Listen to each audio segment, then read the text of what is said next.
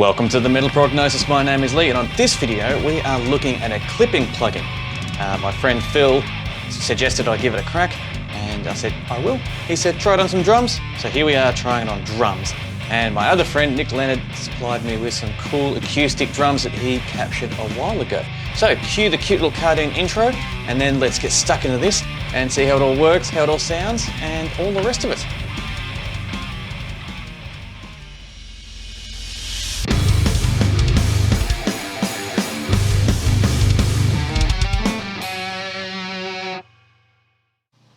All right, so let's have a bit of a look under the hood on what's happening with this mix.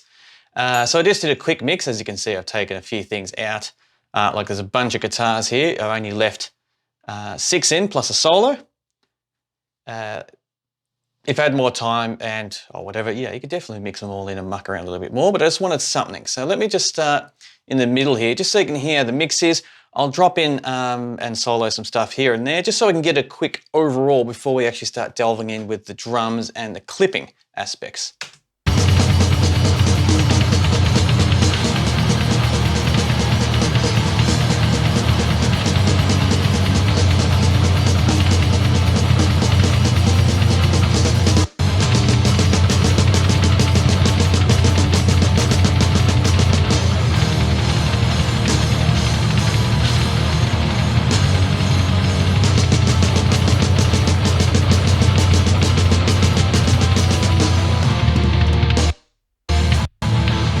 So lots of blast beats, lots of busy snaring happening, which is really cool, and different kicks.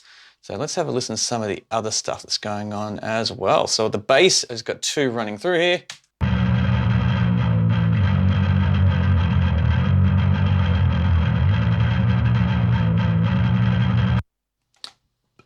Nick Leonard has always had awesome bass sounds, and that is no exception. That is awesome. The guitars.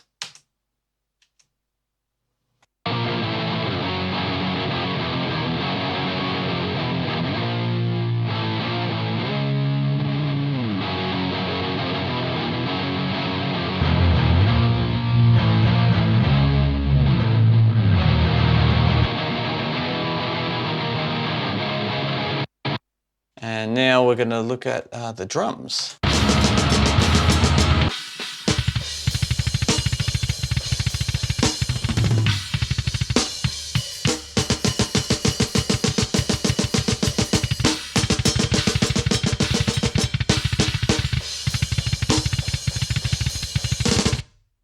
So the kicks and the snares are very prominent in this mix, but that's okay. Always subjective on how you want to do it, approach it. If you think that's too clicky, the kicks, or the snares are too loud or not loud enough, or whatever the case is, that's totally fine. But what we're talking about in this video is the overall mix and balance of it. So let's have a look at this. So I dropped off the drums into 2 different subgroups here. So we have drums and drums overhead, because Phil told me don't do this in the overheads because it could be a bit funky. So I separated them. This is called Kclip 0. Let's have a look at this bad boy.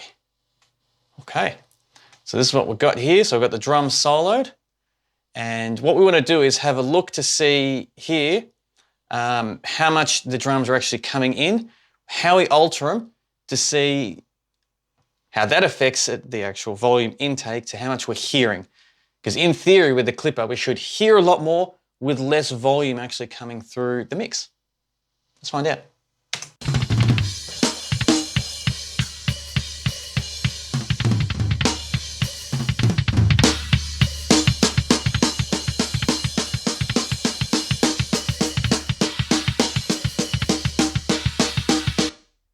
So I like this interface. That is really cool. It's a nice speed too, so it's not zooming past or rushing, and it's not too still stop, where, especially in a mix like this where the drummer is either crazy or soft, crazy or soft. So this is very user-friendly in that regards. I like that. So let's do a quick, I really like how that sounded just by the quick, what was it?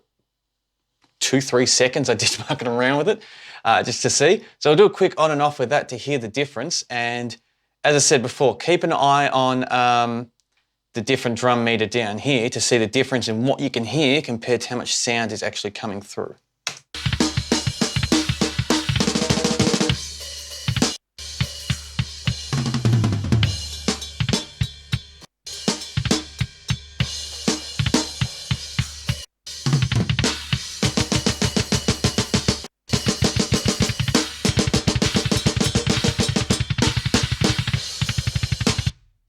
So it actually sounds a little bit louder after we engage it, but as you can see, I was about to point at the screen again. I always do that. I've got to keep forgetting. We're recording this on the screen. So as you can see, the levels coming through, they're a lot more controlled and a lot lowered. So it's a lot easier to fit in the mix. But you can, there's a lot of stuttering there. I apologize. Try again. But you can hear a lot more of the dynamics of what's actually going on in it. So yeah, this Kclip Zero, it's pretty rad, but let's just go through it again.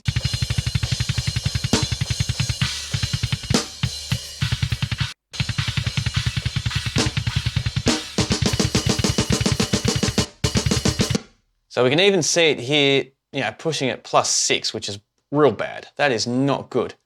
And turn it off, and as soon as we engage it, what are we getting now with these little snare things?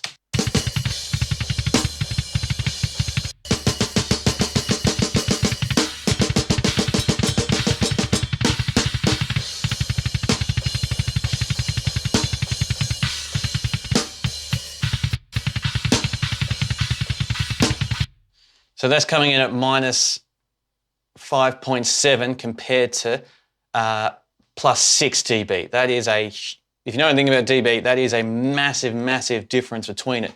But sound-wise to our ears, that is sounding awesome. It doesn't sound like the actual volume has dropped. It doesn't sound like we're missing anything. And because it boosted the in part of it, it actually sounds like we're giving it more, which is a bizarre concept. So let's do it again, but drop it in and out of the mix a bit. And this rap that Nick Lennon allowed me to have these tracks because the drum performance in this song is perfect for example like this with, as I said before, the speed, her stop starts, and not really stop starts, but does blast beats, drops in and out of them, and different types, does triplet blast beats into straight 4/4 style blast beats, and it's a pleasure to listen to, but also really interesting to work with to make sure that all the gating and all the stuff I'm doing can cater for all of that. So very cool. So now with the actual mix.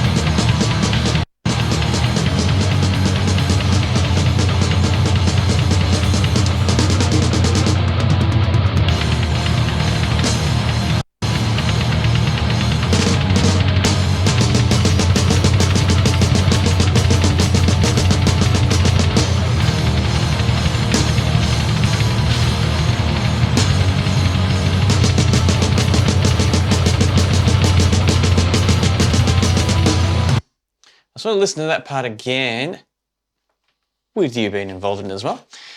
The snares, I think, stands out the most, more so than anything with this drum recordings here.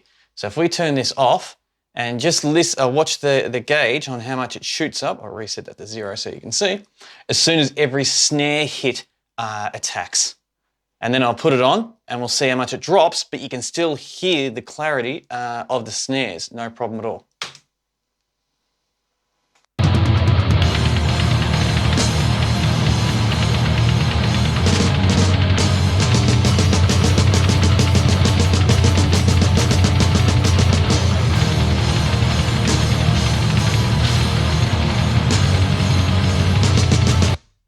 And let me play that again, but with this engaged, and we'll reset that little meter. And then now, once again, pay attention to the snares.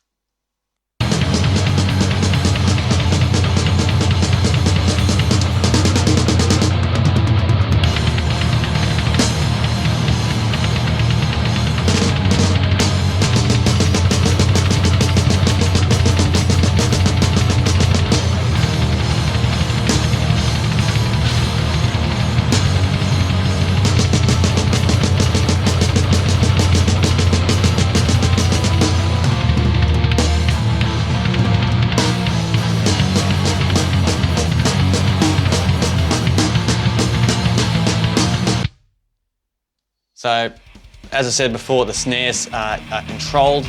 They sound really, really nice, and you've still got the clarity and all that there. So, I got to pronounce this right now. Kazrog